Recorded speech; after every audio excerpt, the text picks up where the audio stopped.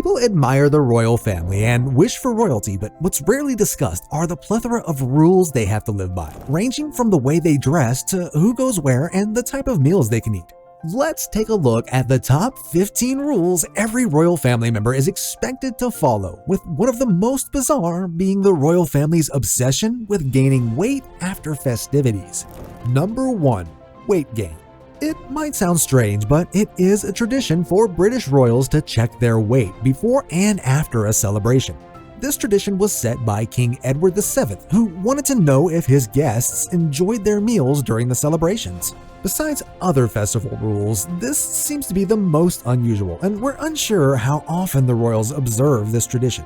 Nevertheless, it still exists, which means they just might be checking their weight after all, once the celebrations are over. Number 2.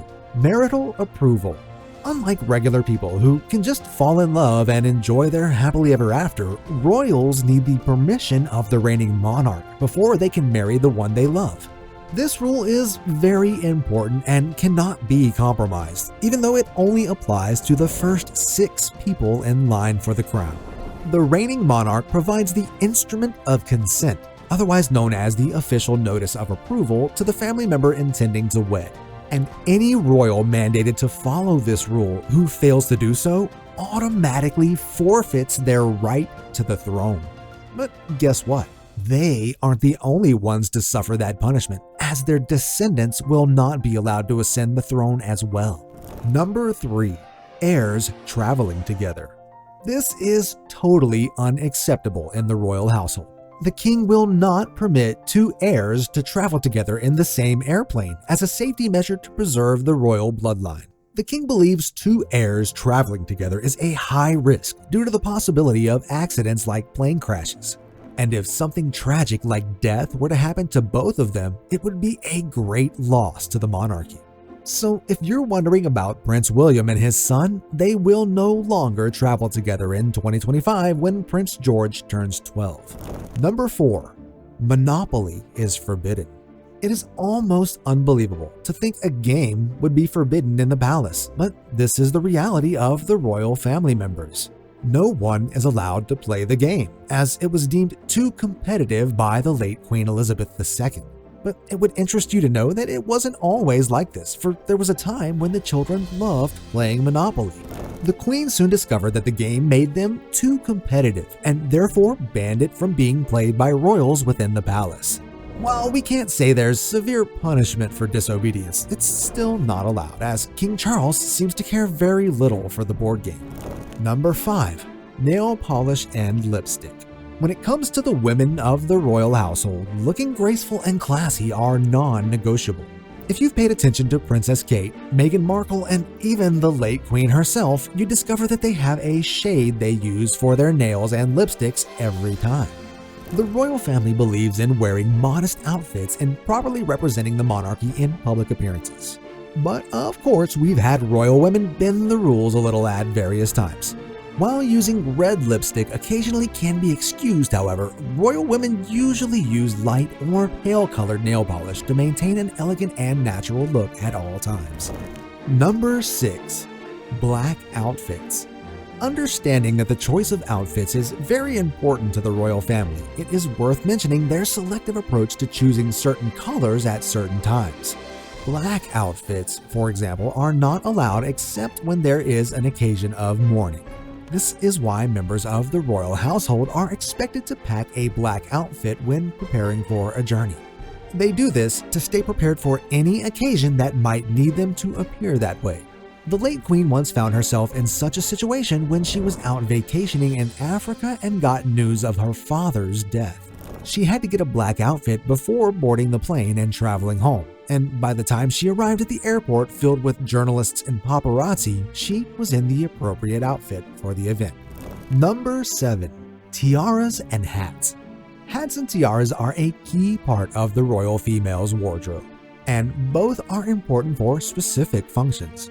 Naturally, royal females are required to wear hats during formal occasions, and these days, hats have evolved to become some type of fashion statement that can leave people staring for minutes. But when it comes to tiaras, they are only worn by females who are married, as it symbolizes love and loss of innocence. This means no young and unmarried female must be seen wearing a tiara. And as for those who can wear them, tiara time is 6 p.m. when the hats are exchanged for the elegant adornment that is the tiara. Number 8. Shellfish. For reasons best known to the royal family, members are greatly prohibited from consuming shellfish during mealtime. There have been allusions to shellfish consumption posing a risk of food poisoning to the royal family members. While it seems like this may have been the late Queen's decision, it still stands somehow that shellfish is not to be consumed in the palace during meals. Number 9. Mealtime. The reigning monarch wields the highest authority in the nation, and even at the dining table. It is said that during meals, no one starts to eat until the king begins, and best believe that when he drops his fork, that's the end of mealtime, irrespective of whether others are finished or satisfied.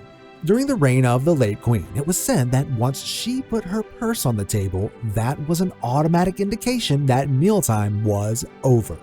The thought of how much control the king has can be fascinating, but there are limits to his influence on certain matters. Number 10. Political neutrality. When it comes to political matters, such as elections, the royal household is mandated to remain neutral throughout the whole process. They are not allowed to publicly support any electoral candidate or hold a specific political stance that could influence the electoral process. So, even if they have candidates they support, it mustn't be public knowledge, and they mustn't go near voting centers or even think about casting votes during elections. Number 11. Autographs. The royal family members may be celebrities, but they are not expected to behave like regular celebrities. This means certain actions are not permitted for them to take, such as giving autographs to people who ask for them. This rule was established for safety reasons, and every family member sticks to it. Only once did King Charles sign an autograph for a victim of a natural disaster, but it was said that he didn't sign with his actual signature. Number 12. Unsolicited gifts. The royal children are not exempted from following rules despite their young age. In this case, royal babies usually receive tons of gifts during the time of their birth. Most of these gifts are from people outside the royal household, and the late queen had a rule of not accepting unsolicited gifts from outsiders. So usually these gifts are gathered and given to charity on behalf of the newborn.